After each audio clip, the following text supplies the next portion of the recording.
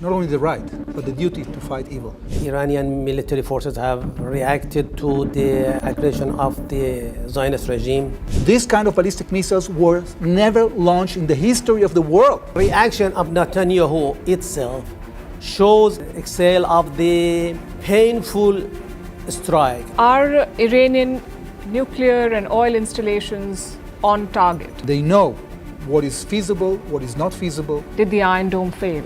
We were actually very successful. All these missiles have missed the target. The Iron Dome failed to intercept most part of our missiles.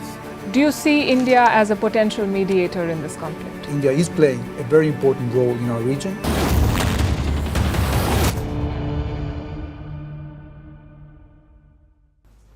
Wars are not just fought on the battlefield, they're fought over the airwaves too. I'm talking about the battle of narratives, and the recent face-off between Israel and Iran is no different. We've heard different versions from both sides. Iran says the attack was successful. Israel claims that it was defeated. Such narratives often play out on different platforms. But we decided to merge it.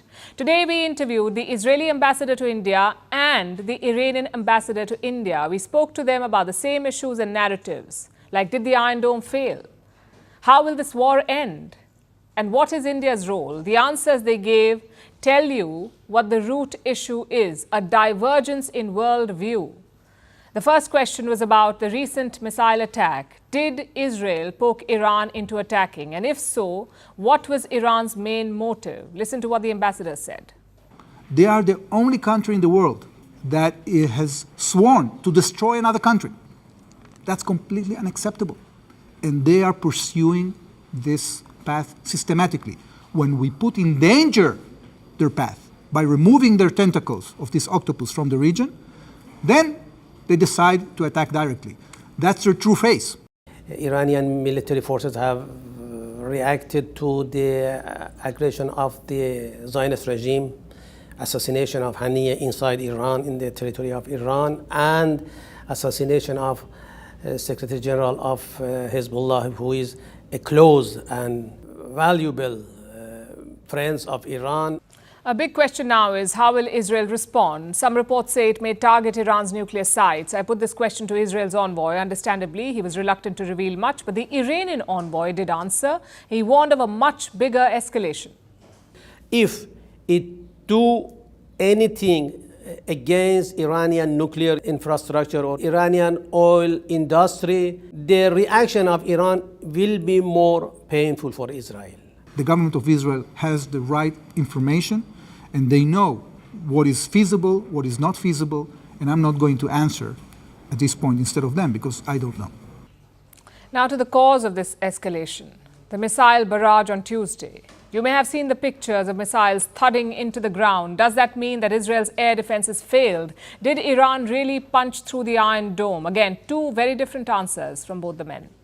We were actually very successful because, first of all, despite the fact that they fired that, the only tragic result was the killing of an innocent Palestinian in Jericho, a Palestinian from Gaza, and all these missiles have missed the target. You can see the explosion of strikes in different parts of Israel, or we call it occupied territory of Israel. Failed to intercept most part of our missiles. Then came the most important question. How will this war end? Israel's ambassador spelled out three main objectives in Gaza, in Lebanon, and in Iran. He did not say how they would be achieved, but that's been Israel's style. Keep everyone guessing. The Iranian ambassador flipped our question, though. He predicted a very different end to the war. Netanyahu has hijacked the people of Israel, hijacked the state of Israel, hijacked the whole region, hijacked United States by continuation of this war.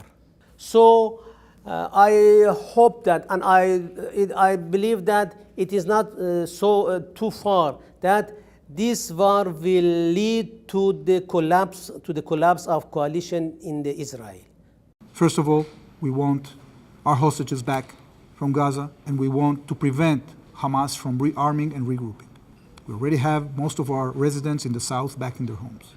In the north, we want to bring safely our population back to their homes by removing the infrastructure that Hezbollah has prepared on the other side of the border to attack them in order for them to feel safe to go home. And we want to make sure that the Iranians will not launch attacks like that again in the future.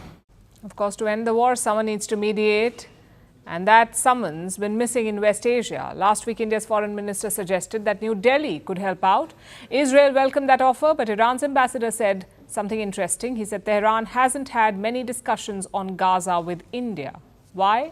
Listen in.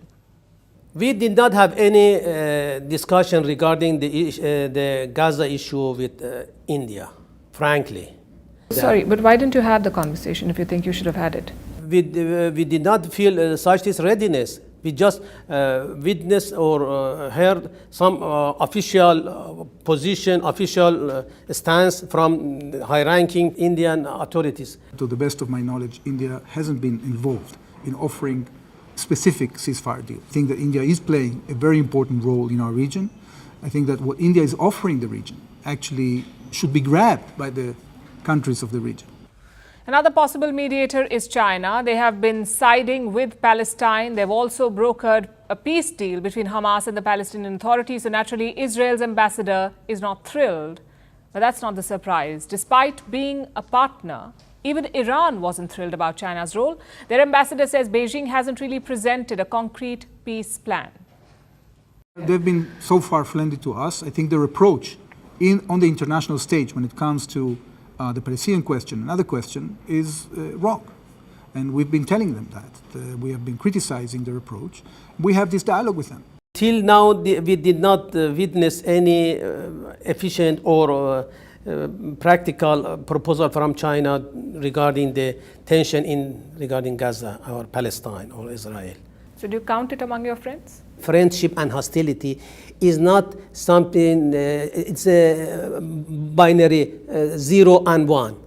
It could be in some cases you are friend, in some cases you have different idea, in some cases you are competitors, in some cases you may stand against each other. So China generally is our friend.